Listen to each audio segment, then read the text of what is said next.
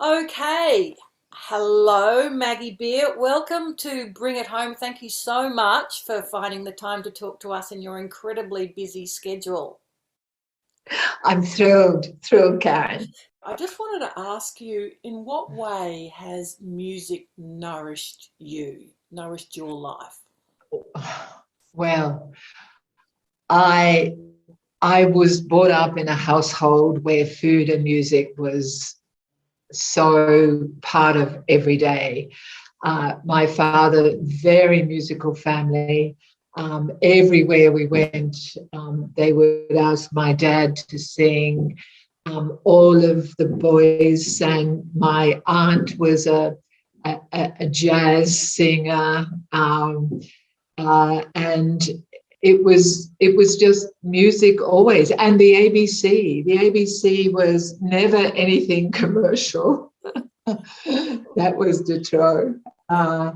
And I can't imagine not having that love of music, because it nurtures the soul in the same way as beautiful food does. Yeah, yeah, absolutely. My mother had the most beautiful person and the most terrible voice, and everyone would say, Doreen, stop singing. So my brothers and I never sang. Right, I didn't start singing till I was in my late 50s. Really? And but the songs my dad would sing were the Paul Robeson songs, the Reedy River songs, the Australian musical with Click Go the Shears and the Banks of the Condamine. Mm, So they were the songs that I grew up with. yeah. Your foundation has been advocating to improve food experiences for older Australians, particularly those in aged care, for Yes. many years. And many people were really shocked by the recent findings of the Royal Commission highlighting deficits in the quality of food in aged care. It was 68% of residents suffering malnutrition. That's how can that happen in a country as wealthy Yes. as Australia? Well, when the food should smell and taste beautiful, and if you are served with something that you don't want to eat, that's the quickest way to malnutrition. Mm, So fix the food. It's the first, and to me, the most important step to fixing the issue of malnutrition, which of course is totally unacceptable. And with malnutrition, you need supplements, and there are medical supplements, but for me, there are natural supplements to bring people back to full health. And that is using lots of egg and cheese and and cream and things, ingredients that will make things luscious mm, to eat, to pack it with protein. yeah. Yes. I remember with my mother suffered from dementia over 10 years in aged care, and I remember when her swallow mechanism started. Dysphagia. Yeah, Yes. that went. We know that that is a real issue Mm, in aged care. mm, Dysphagia, it's called.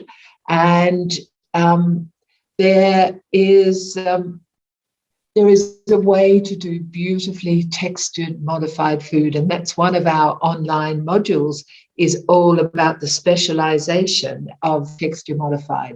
If you think about it, you could go into a five-star hotel and get a salmon mousseline, and it could be just slip down the throat and be wonderful. A chow and mushi.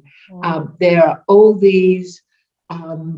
all these dishes that can come from a repertoire of real chefs. Now, I'm a cook. I just need to sort of put that down on the table. Not a chef, um, uh, but driven by flavour and the love of food. But yes, texture modified. Once you really have the knowledge and the skill and the passion to do beautiful food for those not able to swallow. It is there in your capability, but you need the knowledge, you need the training. And that's what you're providing with this latest project for chefs. Yes, that's what we're providing. That's one of the most important segments of our online, one of the most important modules of the online training. We had two specialists, Peter Morgan-Jones from Hammond Homes, the biggest dementia group in Sydney, who has helped our foundation from day one. And he comes from fine dining, like Benelong, MG Garage, cooked for the Queen in his previous life. So, you know, we're talking about health and nutrition, but also food. It's incredibly important. I think everyone would agree as a pleasure, as something to look forward to, as a social thing. Well, I think. Sorry to interrupt, but it's so important to me because it is as much pleasure as it is health. If you cook for deliciousness and pleasure in every mouthful, because you're heading to deliciousness, you're already thinking of all the things that will make a difference from a health point of view. But to keep everyone happy, if I'd be happy with equal measures of pleasure and health, and I'm putting pleasure first because I want the resident to look forward to it. I want them to be so happy to have a meal that's going to give them pleasure. I want the scent of the food being cooked to give them the trigger that it is a mealtime. It's a celebration in terms of it's an emotional thing. It's an emotional response. Absolutely. With this segment that I've come up with, Let Music Be the Food of Love, I thought we'd create a sort of double whammy nourishment. So we'd have our guest come up with a recipe, something really delicious and easy to make that would match with their favourite song, and then we'd have the favourite song performed live. Yeah. So I understand your favourite song is Summertime. Yeah, that's right.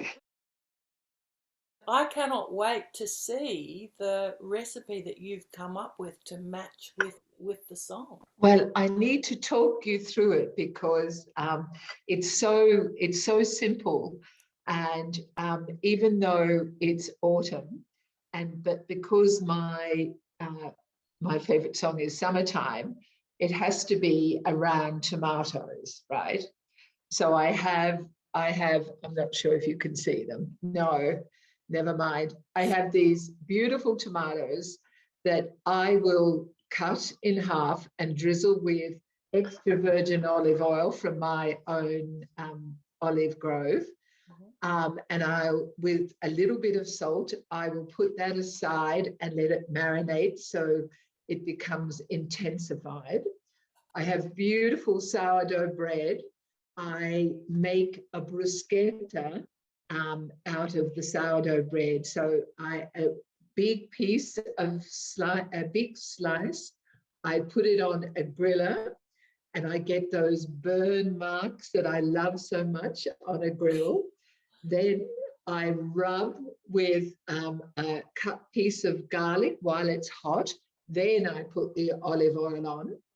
And then I have the grilled bruschetta with the burn marks on it, burnished, I say, rubbed with the garlic, then with the extra virgin olive oil, liberally right to the edge on top. And that in itself is beautiful to eat when it's like that.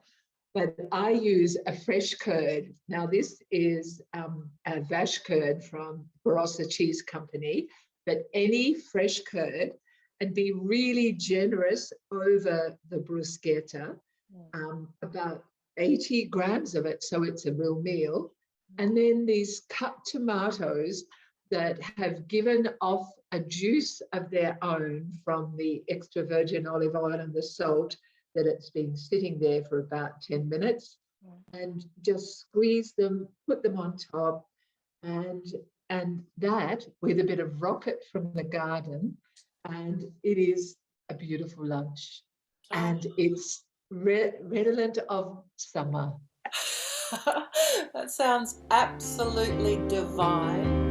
Fish are jumping and the cotton is high. Your dad is rich and your mama's so good looking. So hush, little baby, don't